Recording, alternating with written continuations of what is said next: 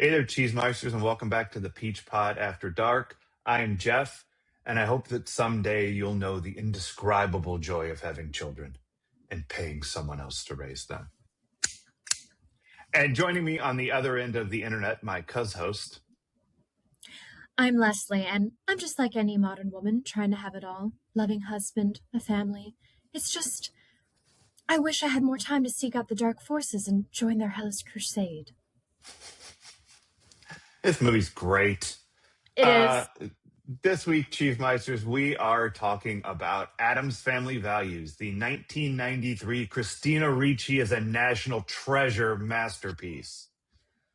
Oh, goddamn. There aren't enough superlatives for Christina Ricci as Wednesday Addams. There's just fucking not. This movie is, I can't even. Written by Charles Addams, he gets character credits, and Paul Rudnick, directed by Barry Sonnenfeld, starring Raul Julia as Gomez, Angelica Houston's immaculately lit eyes as Morticia, Christopher Lloyd as Fester, Joan Cusack as Debbie, Christina Ricci as Wednesday, Carol Kane as Granny, Jimmy Workman as Pugsley, Carol Struiken as Lurch, Peter McNichol as Gary Granger, Christine Baranski as Becky Martin Granger, Mercedes McNabb, Harmony herself, as Amanda, and Sam McMurray, because you just got to love some Sam McMurray, as Don Buckman. We are watching this in conjunction with Season 5, Episode 7, Who's Zooming Who? In part because I think you saw a picture from the first Addams Family movie and thought it was for this one, where Morticia was in bondage. But mostly, it turns out, because we wanted a story about two virgins, kind of, and as many Griffin Stones as we could fit in one movie. Because this whole fucking camp is full of Griffin. Oh my God. Every blonde-head kid in this camp is Griffin. Our spelling connection is Carol Struiken. He was in an episode of Charmed. And also Sam McMurray, Don Buckman. He was in the Mod Squad movie. So, yeah. So we get that one too. This movie is proof that Rotten Tomatoes is not infallible. 76% fresh. 64% on the popometer. What the absolute fuck? This is a 90%er. Higher. Yeah, it is. Yeah. This movie's okay. You hadn't seen this before, correct? Had you seen the first Addams Family with Raul Julia, like that movie? Yes. Mm-hmm. You had. Oh, okay. And you didn't follow it up. Because I wasn't dating the completionist that I am currently dating. Okay. So, yeah, I forget how. I think I have an imagination, I believe, who I watched it with previously. And then, yeah, for some reason we didn't follow it up. And this one is, I would say, superior to the first one. So much better. Yes. It's constant laughs. Yes. The first movie is fun. This movie is an epiphany. Like, this movie is it's hysterically funny. It's so sharply written. It's so well acted. The whole thing from start to finish is glorious. And it has a totally unnecessary storyline, because the whole movie could just be about summer camp and it would be the greatest thing that had ever been put on film. And yet there's also this Uncle Fester, Joan Cusack thing going on, which is nominally the A plot.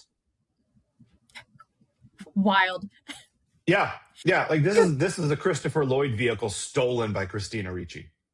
They don't need a nanny. Like, I think halfway through the film, I went, wait, Granny and Fester exist. Why do they need a nanny?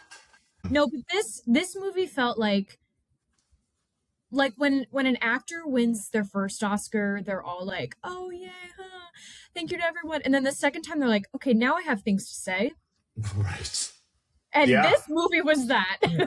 This movie had things to say, and I am here for all of the messages of this movie. Yes. So, what happens in this movie, Cheese Meisters, is that Morticia is pregnant and about to deliver a baby right now, and which is awesome. And she has a baby, and it looks like Gomez, which is awesome, with the mustache and the Oh my hair God. and the whole fucking thing. And they name it Pubert, which is such a weird name. Um, and immediately, Wednesday tells Pugsley that when there's a new baby in the house, one of the other children has to be killed. It's so dark. And he's like, for Incredibly real?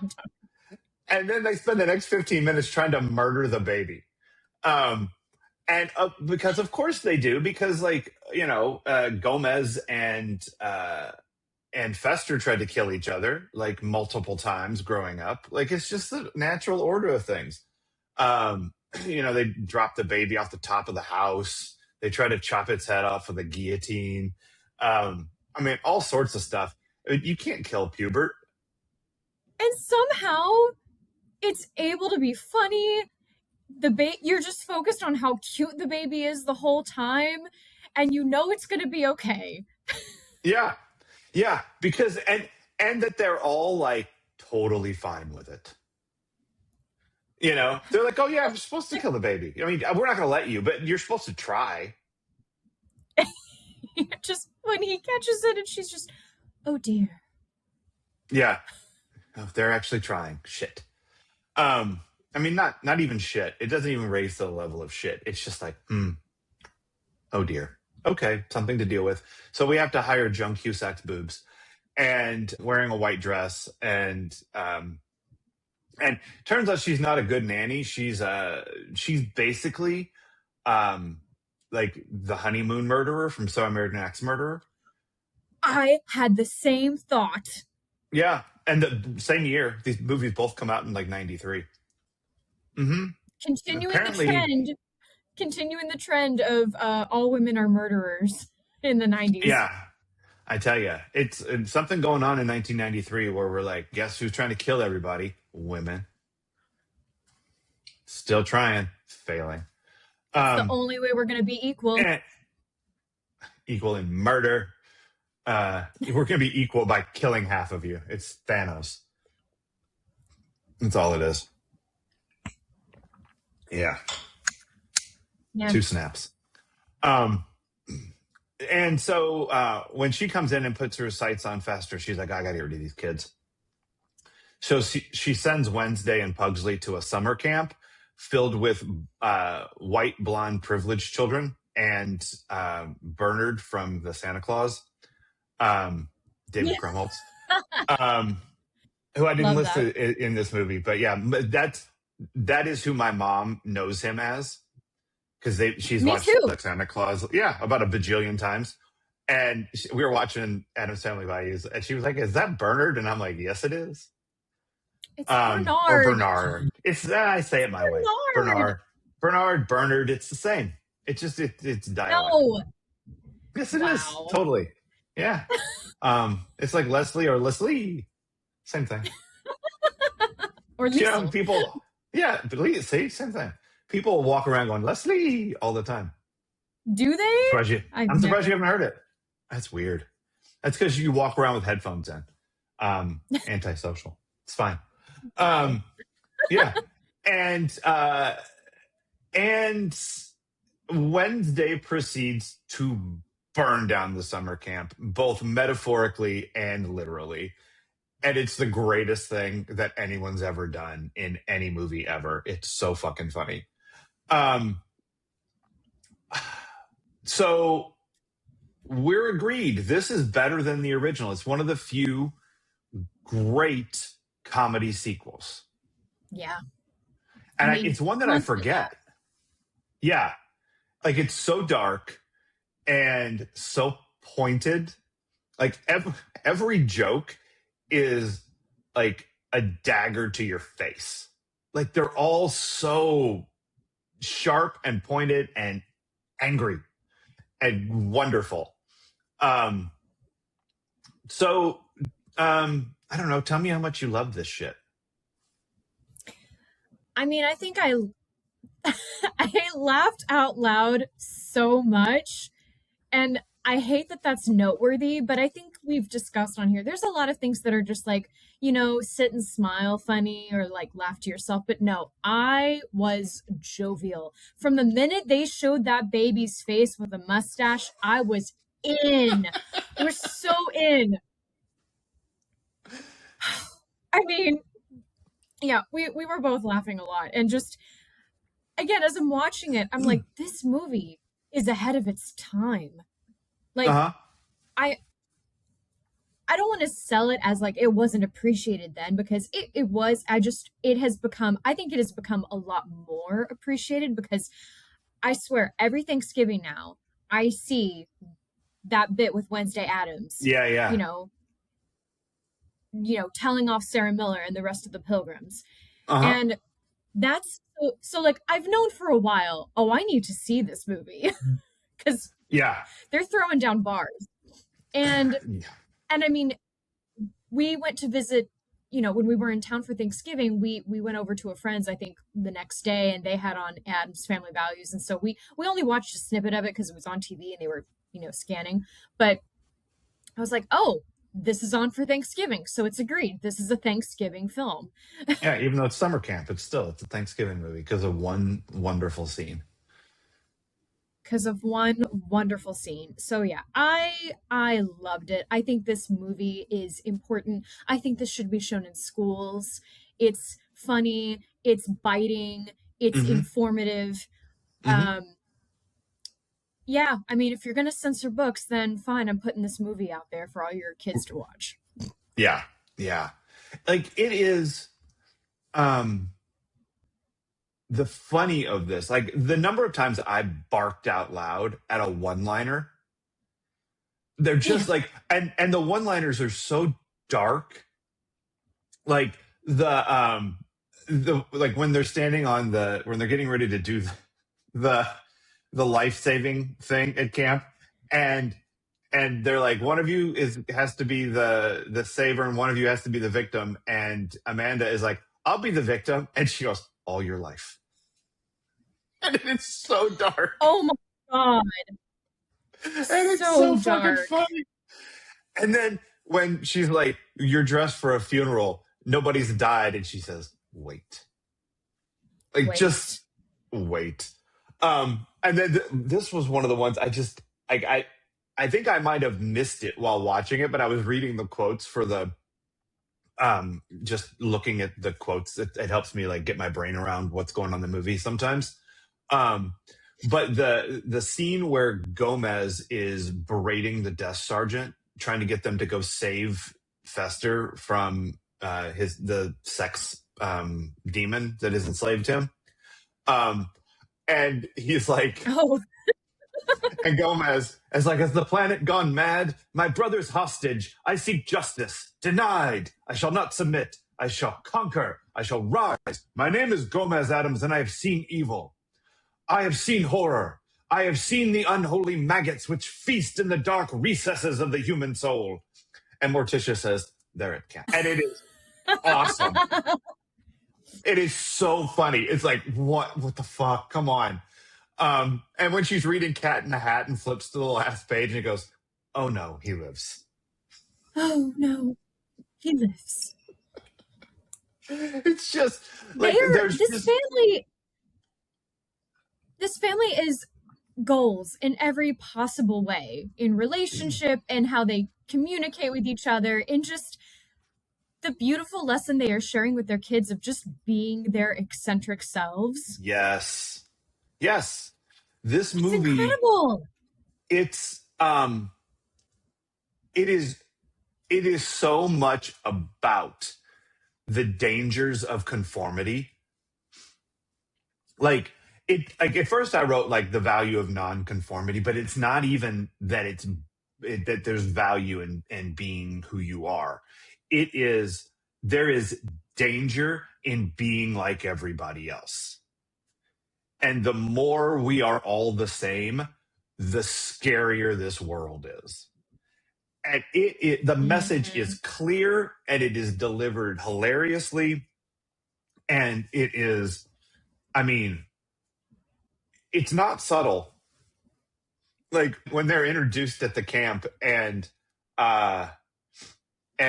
Gary Granger and Becky Martin Granger are like, this is the value. This is like all part of privilege. You're like, Jesus.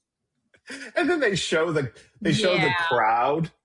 They show the crowd during the performance, and it is the whitest. The whole thing just white and blonde with like two Jews in the back.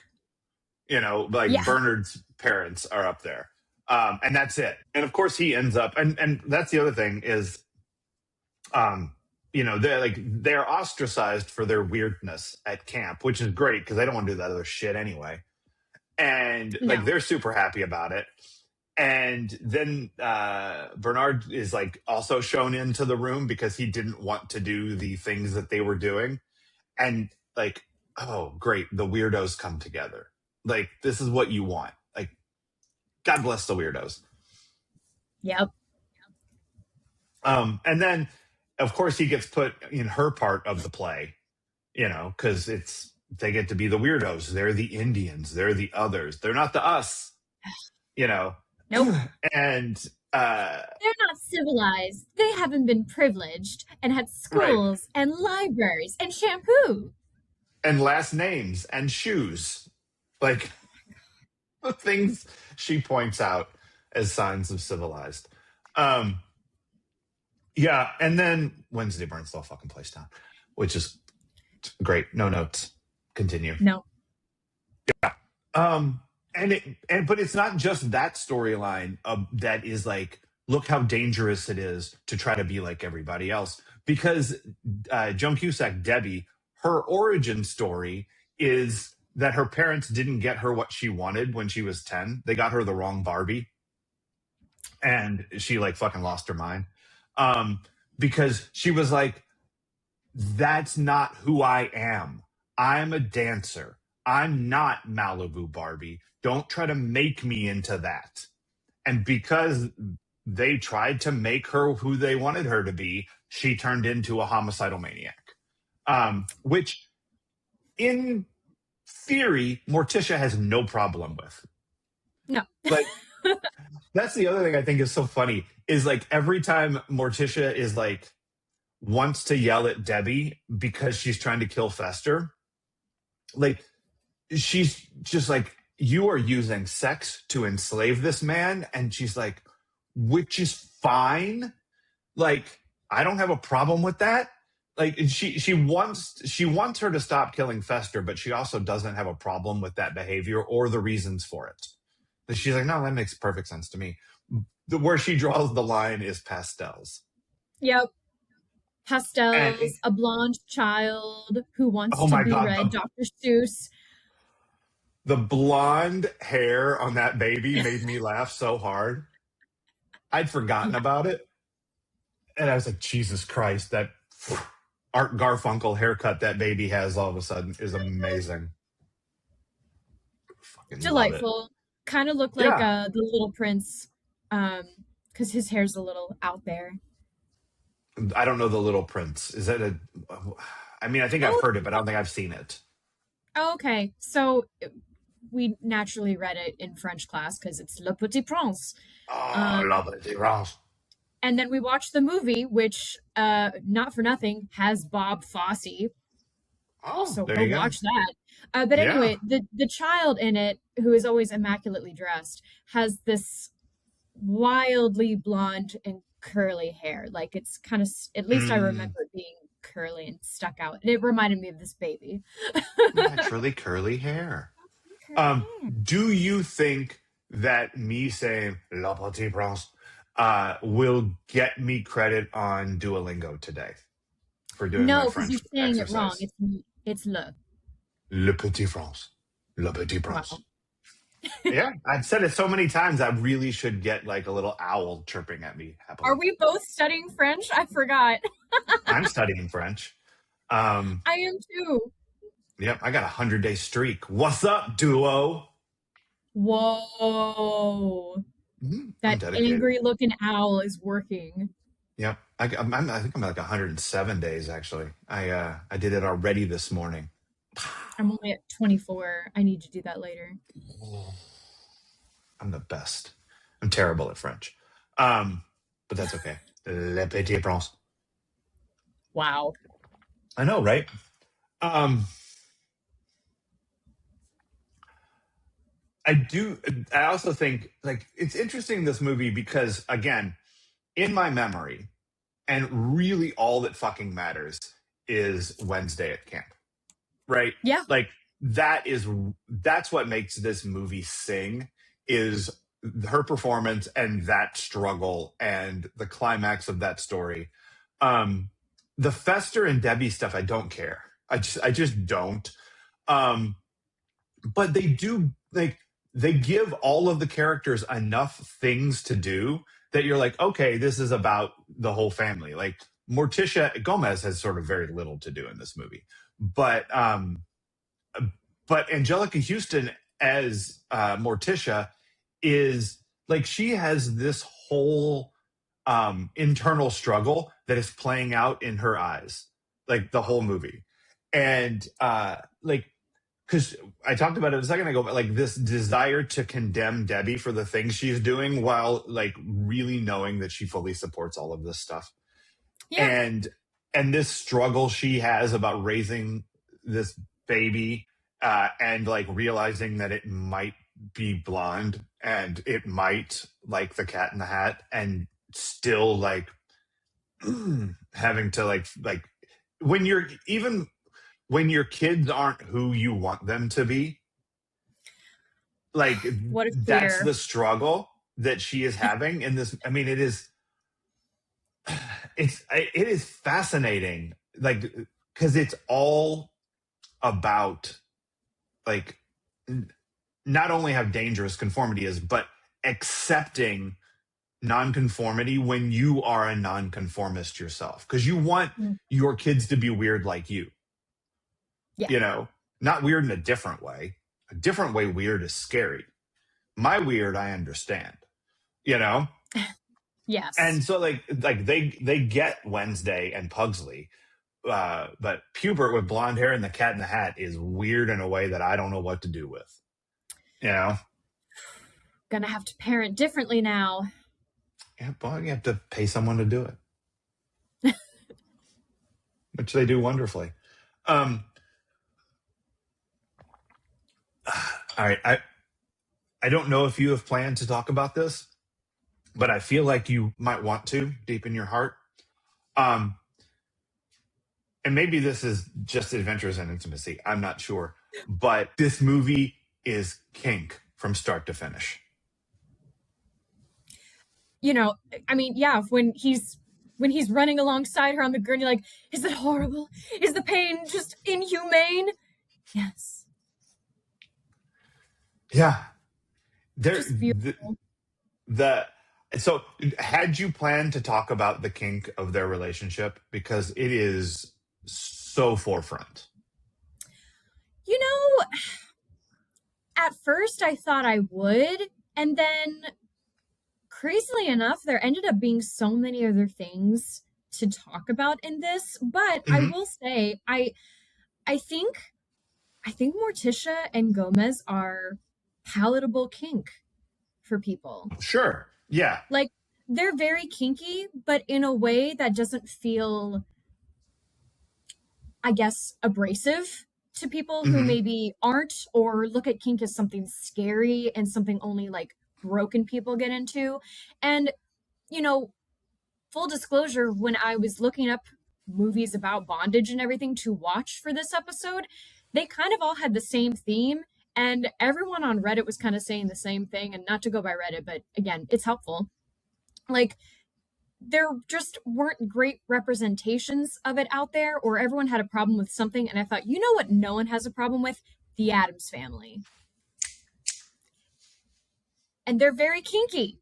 I Mm-hmm. mean, they are so, I feel like, you know, when they're doing their tango, they have a little bit of like jealous moment when they see the other looking at someone else, but all they do is yank them back in. And they're not entirely like bothered by it. It's just like, no, this is us. This is our moment. Mm-hmm. Always, I mean, always delighting in the macabre, you know, Yeah. Mm-hmm. in painful things, you know, and Yeah. delighting in pain is kink. It's not all Mm-hmm. kink, but I mean, there's pain, there's humiliation. Um, I mean, you see the humiliation part more on like on the sibling level because they are, Yeah. but that again, that's kinky Mm-hmm. because they're They get deriving off. pleasure from humiliating the other person. Yes. They get off on everything.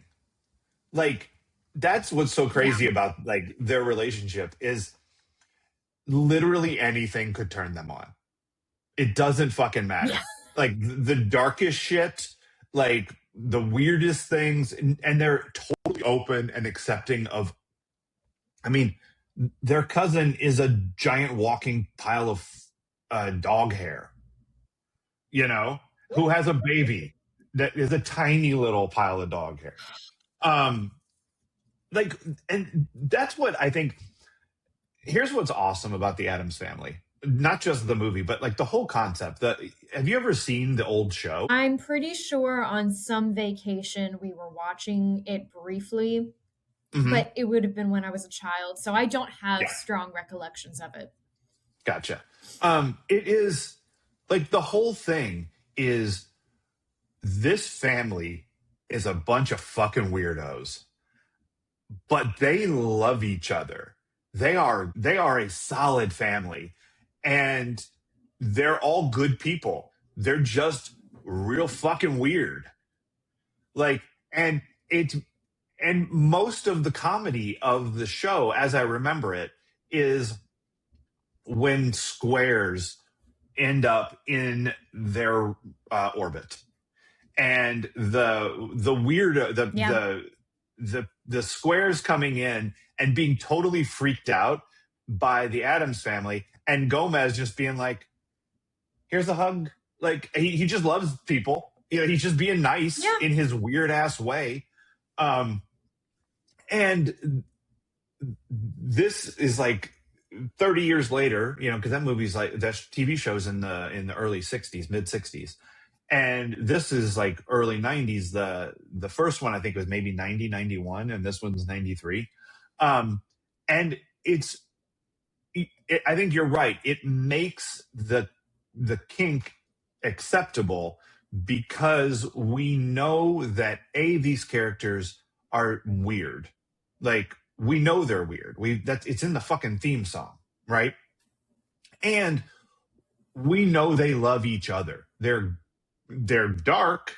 It's possible they're going to kill each other, but it'll be a lovely killing, you know, and it'll be fine. And it probably won't work anyway. Yeah.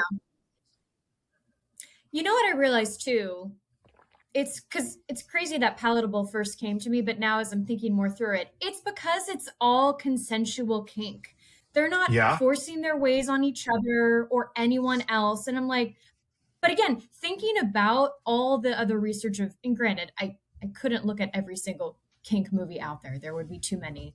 And you'd be too But horny. for the most part, they all have a general, huh? And you'd be too horny if you watched all of the kink That too. movies. Forget it. I know. But generally a common theme is someone being brought into this world unknowingly and you know kind of coerced into it, or we'll just leave it at brought into it unknowingly and Mm-hmm. left to like learn through experience. And it's like not the best way, but you know, everyone, you know, to each their own. Mm-hmm. And this it's just clearly part of their way. And like there's a chosen family element to it. There is, you know, even though they are family, I don't know, it makes me think a lot about chosen family for the fact that everyone within the family is so different. Mm-hmm. You know, they don't all look like Morticia and Gomez. Right. Like, yeah, there's Pugsley, there's Buster, there's Granny, you know? Yeah. Yeah, There's it's Thing. all weirdos. Yes, it is. The other thing that's interesting about this, and you probably don't know this, but at this point in the early '90s, there is a big push on the conservative side for a return to family values. It was it was like it was the opposite of the Clintons and their whatever. Um, yeah, it was like, like, Okay. oh, that they're for this. We're for family values. And family values mostly was just like fucking nasty to people that, it's just awful. So the fact that they used family values as the title of this movie and then made the message fuck that shit Yeah. is like no notes. It's amazing. I love it. And it makes it it takes this thing from the 60s, which was like, it's pre counterculture, but it's on the, like, it's on the cusp. And they bring it to the 90s and like, you know what, we're going to use this weird thing that everyone grew up watching and loving and use it to point out how shitty other people can be. And what a great thing it is when we're all who we are. Yes. And yeah, I'm glad you explained that, because I was thinking about like Addams Family Values. That's an interesting title. I'm fine with it, but now that makes even more sense about how further pointed it was being at the time. Yeah. And like, as I was watching it and thinking about like, wow, they're really putting brunettes in the weird group. Like, that's their and again, this has been a thing for years that like, oh, if we want to cast diversely, brunette. Right. That's not how this works. But as I'm watching it and hearing you also talk about this, I'm realizing sometimes the only way you can talk about an unconventional group or a disenfranchised group is still keeping it white, but they're a little different than the rest. They're brunette, or they're kooky. They're creepy and they're kooky. Like, they do not look, they are not any different. Well, they are different, but at the same time, like, for the people who are so afraid of anyone looking different from themselves, like, unfortunately, this is the kind of stuff that you have to put out there. Like, what if we just had macabre, people hanging out amongst the blondes? And, thankfully there was diversity within like the group of weirdos, relegated, of course, to the background. But again, it's like one step is better than no steps. Yeah. And again, showing like all of these kids deserve to be at this camp. All of these kids deserve to have their own journey and their own version of camp. And also, they should not be forced to kumbaya with your children, especially if they're the ones being bullied. I wrote that down in here. I was like, man, fuck this part of the 90s where something was happening to you and the teacher's like telling the other kid, apologize. All right, accept it. No. Right. Fuck that. Don't make me hug my bully. Don't make me accept an apology from them. Burn it down. Yeah, I had a big thing about children's boundaries and forcing them to forcing those being teased to forgive. I was like, oh God, my childhood just came screaming back. I watched this and I thought, oh, Leslie's gonna love that the brunettes beat the shit out of the blonde kids. Fuck yeah. Yeah, I mean it's the comeuppance that you want, Yeah, and it is, and it's so hard to get into all of that, but I'll just put a little tidbit again into my weird background, because the way, I'm not going to go in depth with it, the way certain historical atrocities were explained to my elementary school class was that the brunettes were being persecuted.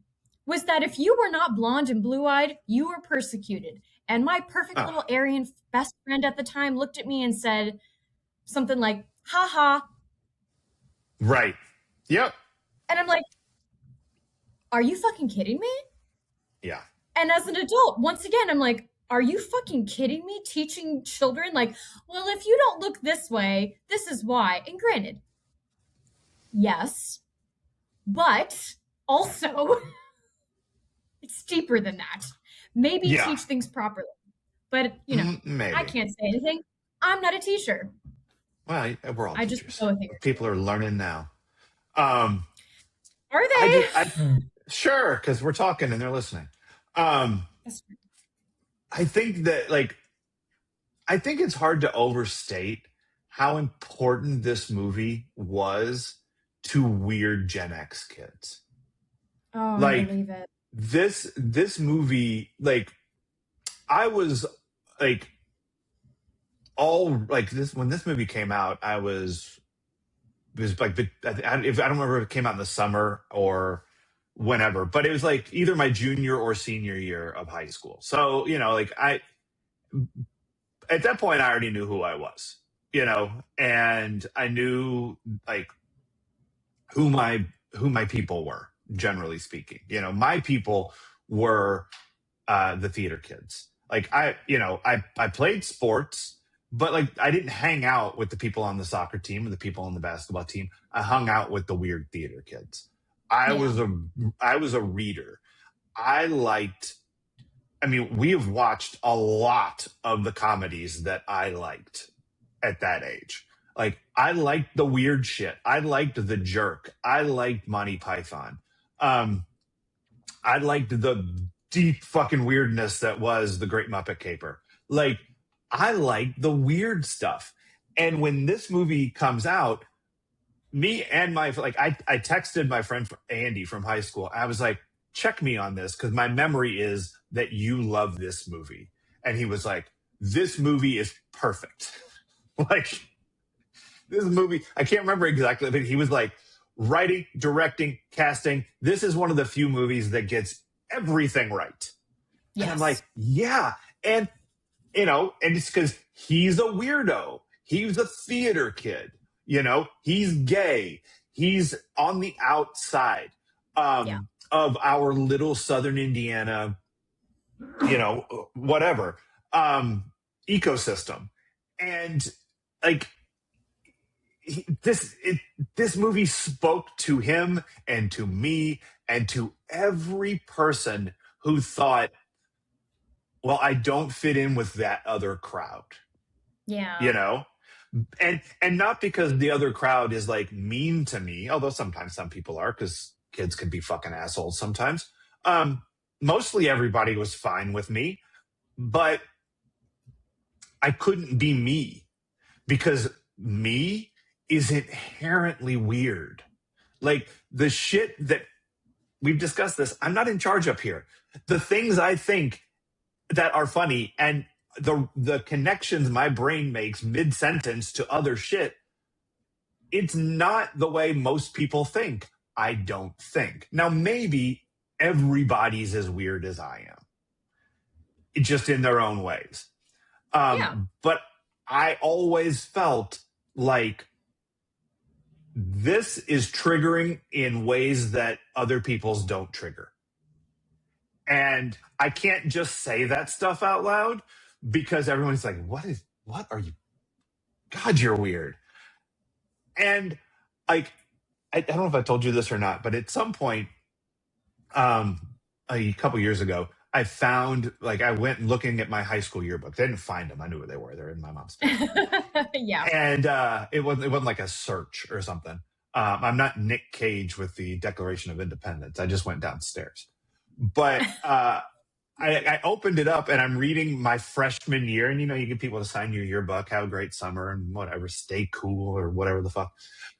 So many of mine were like, you are the weirdest person I know.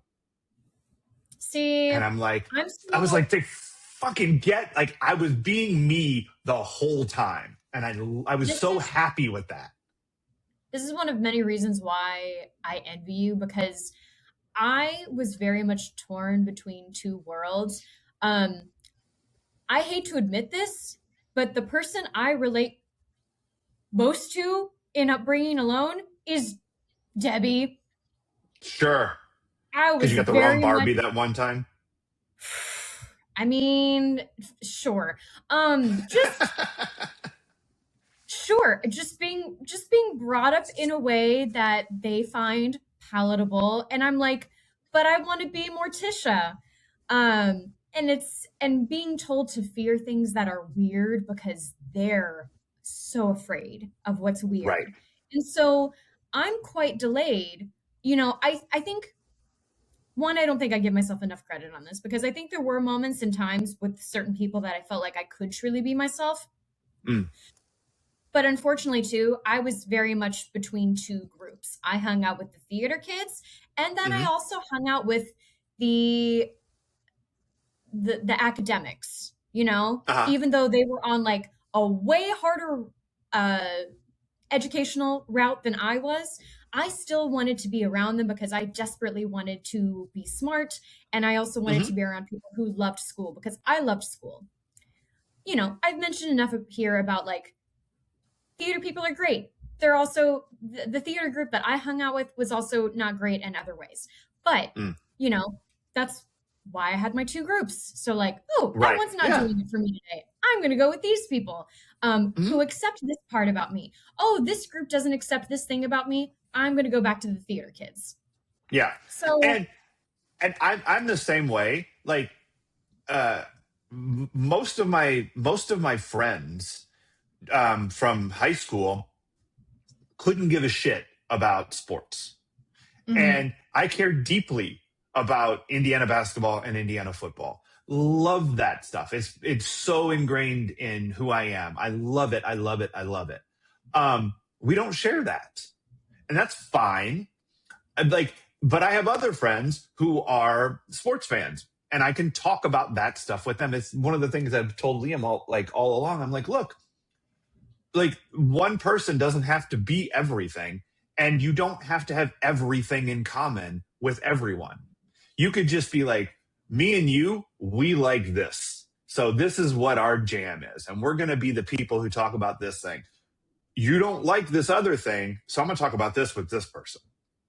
Like the number of people that I'm friends See, with who don't care about 90210 at all is legion. But I got a couple people to talk about it with, and that's great.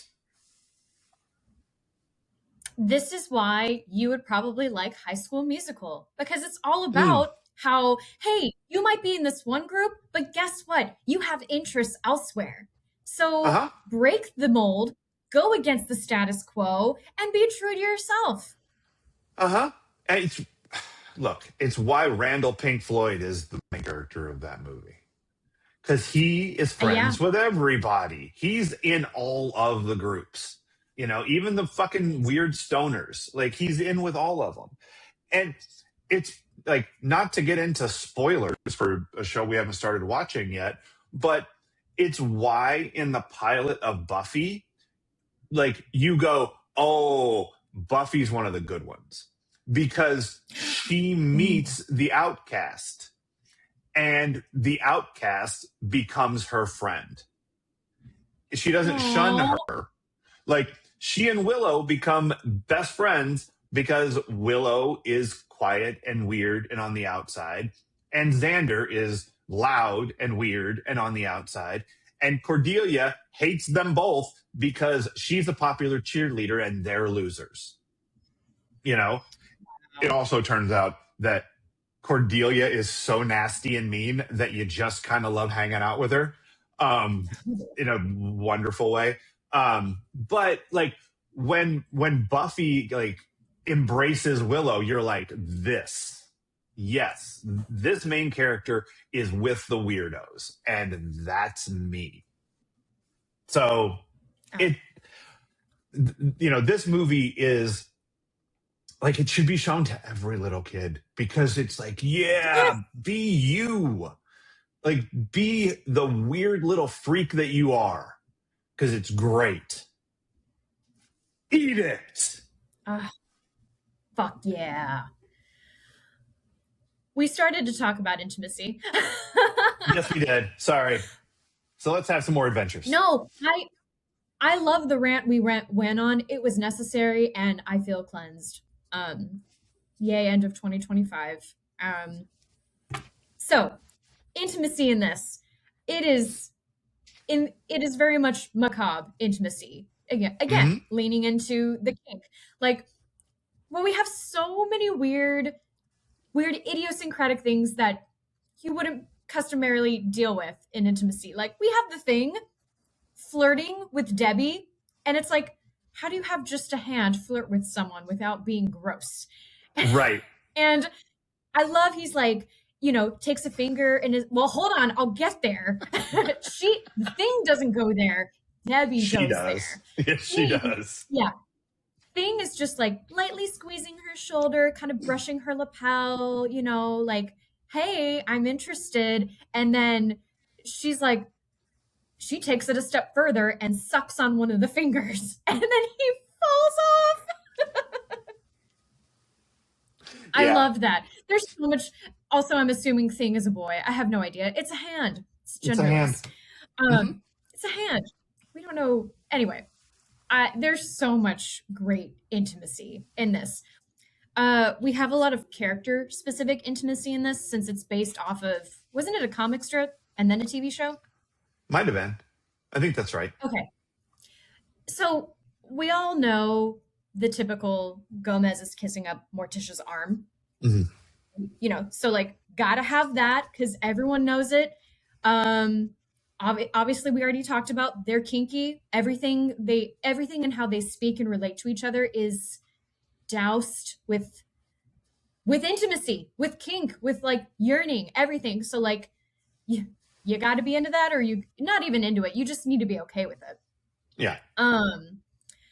Let's see. What other? Oh, I think this is pretty character specific. The fact that Wednesday is very antisocial and everything. Like, 2 moments showed this perfectly. When she's sitting on the bench with Bernard, that's his name in this. We're just it is with Bernard. When he mentions that, if my mom puts fabric softener in my clothes, I die. She scoots closer. Yeah. And then later on too, when her and Pugsley get back and Fester, they're all being reunited, she's mad at them because you sent me to summer camp. They tried to make us sing. And like, Pugsley goes in and hugs first, and she kind of stands there a minute like, no, I'm not into that. But then I love that no one forced her to come in. No one did the arms out. They all just waited patiently.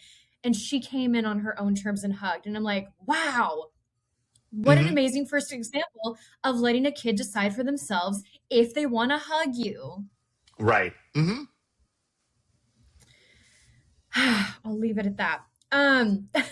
I didn't rewatch this, and I wish I had. There was a graveyard seduction between Debbie and Fester that was pretty funny because she's, being seductive and like, I've never been with anyone. Have you? And clearly, I'm going to say, clearly moving like someone who has had some experience or knows something of what she speaks of. She's read some romance novels. Yeah. And Fester he's an innocent. He just wants to be close to her. He just, I think he even thinks like a hug is sex. Right. Yeah. There was something about along those lines, and he's being childlike with her, so awkward and, abrupt, not Selma Blair level, from Cruel Intentions, but clearly not on the same level of intimacy that Debbie, or experience that Debbie is. Yeah. Oh, and then furthermore, they did something really cool in telling a story without showing it.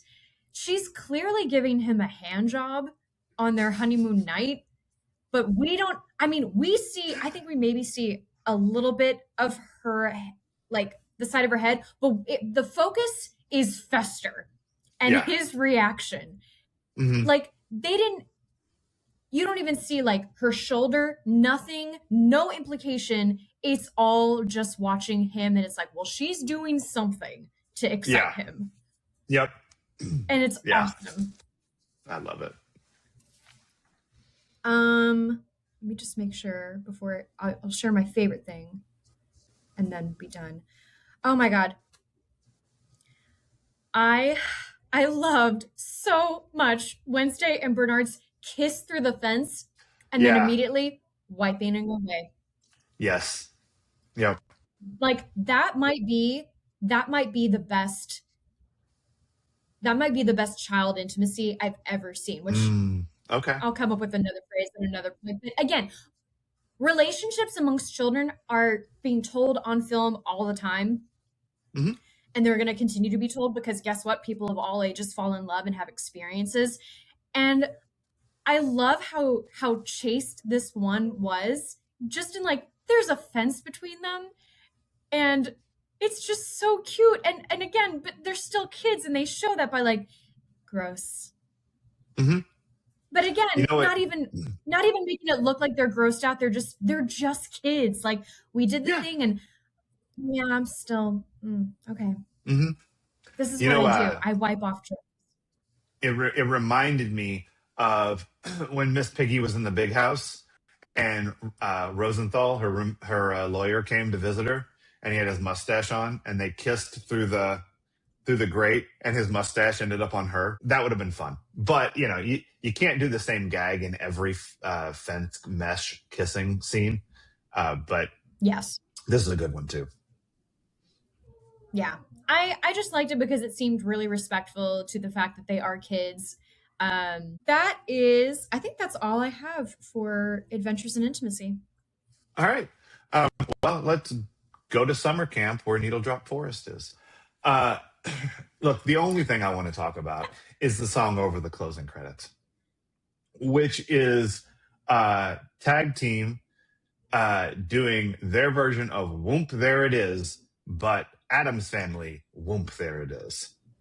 It's amazing. Um, it is. It's a perfect example of the boy, I hope you don't hear this song on the radio before you go see the movie, because here's the plot. Like the plot of the movie is the Yep. lyrics of the song. It's like On Our Own by Bobby Brown, just spoiling Ghostbusters 2 for everybody. And like that song had a music video and everything, and you get the whole story in his rap in that song. Uh yeah, it's I don't like it. I don't like it when songs do that. Don't ruin the movie for Yeah. me. But also the like the laziness of taking Whoop There It Is, which was already a popular song, and just making it not fit the rhythm of the song at all, and making it about this is fucking Yeah. weird. So, I clearly didn't pay enough attention to it, but now I will go back and listen and share in your ire. it's like it's not a good song, but like when it No. starts, all you can do is laugh. Like it's just so it's kind of perfect, like for how odd it is that this is what they chose to do. Um, but they did it in the first movie too. There was a I think it was Hammer. They do what they want to do, say what they want to say, live how they want to live, play how they want to play, dance how they want to dance, kick and then slap a friend. The Addams Family. Like I think that was the from the Oh my first god. movie. I can't believe I remember that. I didn't before I started saying it. I didn't know that I knew that. I didn't That's know that that was amazing. still in there. But still in there. Um, I the Ghostbusters 2 rap is in there. I know it is. I did not know that live how they want to live, play how they want to. I did not know that that was in there still. So you're Wow. welcome, world, Thank for that. you. Yeah. Yeah, I don't know what the or I'm sorry to have subjected you to that. The only music I have in my head from this, part of me wants to be disappointed that it was used in this way, and yet I did laugh and I get it. When I heard the opening notes to The Hills Are Alive Uh huh. and knew those children were about to be tortured with musicals, and then it evolves to into Annie. Tomorrow. I was like, yep. I laughed so hard. I was like, yes, of course. No, this is right. This is torture for these children. This is on point. Yeah. Did I love these things? Absolutely. But that's also, weirdly enough, see, that's what was funny too, because me loving musicals was part of what made me weird from like elementary school through middle school. Singing, dancing, loving anything made me so weird to people. Yeah. Yeah. I mean, because it is weird, but it's also super fucking mainstream. You know, it is right. Musical theater is exactly at the same time weird as something that to like and the most mainstream shit ever. You know, it's this weird genre really that is both of those things. Okay. What else? Now you need to find the weird musicals to really be different. Yeah, well, but then, you know, you're just being, you know, Wednesday, or you're being Pubert. You know what I mean? Like, you're being your own version of weird, which is awesome. Pubert? Nothing. I mean, the blonde hair is something. Is this anyone's defining role? Christina Ricci. Yeah, this is Christina. I'm going to say Raul Julia as well as Gomez. Yeah. Angelica Houston. It probably is, because I can't think. I mean, Angelica Houston is bigger than this, but also, holy fuck. Like, this is perfect. One of the things I think is kind of interesting about this, it's not Christopher Lloyd's, because he's Doc Brown. Or he's Jim from Taxi. Or Professor Both Plum. of those. Or Professor Plum. Yeah, he's a lot of things, Christopher Lloyd.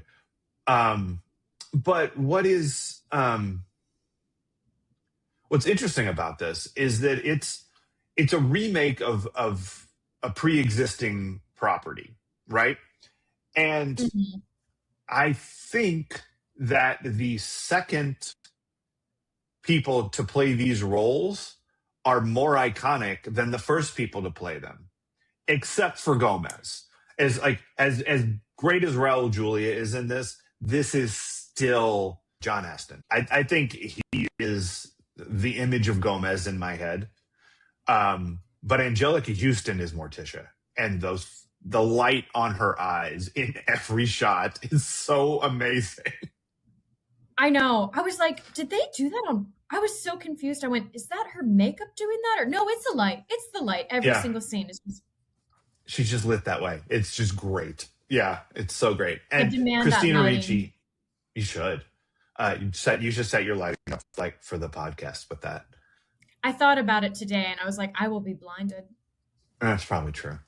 Christina Ricci as Wednesday is so iconic, like to the point where I almost don't want to watch the Netflix show Wednesday with Jenna Ortega because it's not Christina Ricci as Wednesday. Even though Laura likes that show, and I've watched it in like passing in and out of the room, and I like it too. But it ain't this. Like, it's not Christina Ricci. Yeah, I've just seen the dance because that's really all I wanted to see, because I knew she had I knew who some of her influences were, so I was like, oh, I'm gonna like this. But yeah, I know, I'm kind of with you. I'm like, ooh, this will be very different, and like I'm not ready to see anyone else play Morticia. Like, right. Yeah. I think, is it Catherine Zeta-Jones? Is that who plays her in? Yeah, she's good too. Not this. Yeah, very good. I mean, this is fucking iconic shit. You just can't outdo this. Any what else for you? I couldn't help but wonder as I was watching this, and I know yet again you have never seen Wishbone, which is some kind of war crime. But there is an episode where it's the Three Musketeers episode, and Wishbone has a little mustache painted on him, which is fucking adorable. Yes, of course. But as I see this baby, I'm like, and I know the answer to this question, but I'm going to pose it anyway. What's cuter, a baby with a mustache or a dog with a mustache? I haven't seen that dog, but it's the baby. It is the baby. I've seen both, and I've even seen the makeup artist putting the mustache on. That's awesome. It's so great. But yeah, oh my god, I love this. It's more than one baby. They're a set of twins. But I love these Right. babies. Right. Yeah. Mary Kate and Ashley Addams. I can tell you right now, if I were to have a baby late in life, you can bet your bottom dollar I'm putting a mustache on it. Shit. Yeah. Give that baby a mustache. That's gonna be its Um, first portrait. I think that's a good idea. No notes. Thank you. Uh, yeah. Anything else? No. All right. Then what is this the EST of for you? Oh, this is the most delightfully macabre movie I've ever seen. It's pretty wonderful in that way. Yeah. Um, for me, it is a weird way to express a superlative, but this is a generational call to arms for nonconformity. Yeah. Like it is like do not be like all of those other fat ass freaks and losers. You know what I mean? Like be the weird ass person that you are all of the time. And don't let anyone tell you not to be, because it is not only is that boring, it's Hmm. dangerous. Yep. And I'm here for that message. Um, all right, I think that once again we have proven my theory that everything comes back to Aaron Spelling. Even Addams family values. Yeah, it does. So join us here on Wednesday, Cheesemeisters, when we watch season 5, episode 8, Things That Go Bang in the Night, and you learn about the keg curse. Fucking love the keg curse. Um, I don't. and Wait a minute. do you not remember Griffin giving the keg curse to any girl who would string two guys along? I totally did not see that. Oh, it's one of the. Or hear it. Maybe it's cut out for weird music reasons. We'll have to see. I'm gonna. I might. Okay, I'm gonna pay more attention the next time. But yeah, I because do not recall anything about the keg curse being said. But that could have. Here's the Yeah, thing. When you don't certain catch all the boys things I start, catch. well, it's not even just that, but when certain types of boys start talking, I hear wah wah wah wah wah wah, and I get it. Griffin is one of those. After he wouldn't take no for an answer, you were out. I was out. I was like, whoop, putting him on the list of people not to listen to. Bye. Yep. Yeah. And then join us here next Friday for I don't know what we're gonna watch, but we'll figure it out. Um, Yep. I'm not even sure we talked about it. So yeah, we're gonna fucking do that. But until then, Cheesemeisters. Cheers. Cheers.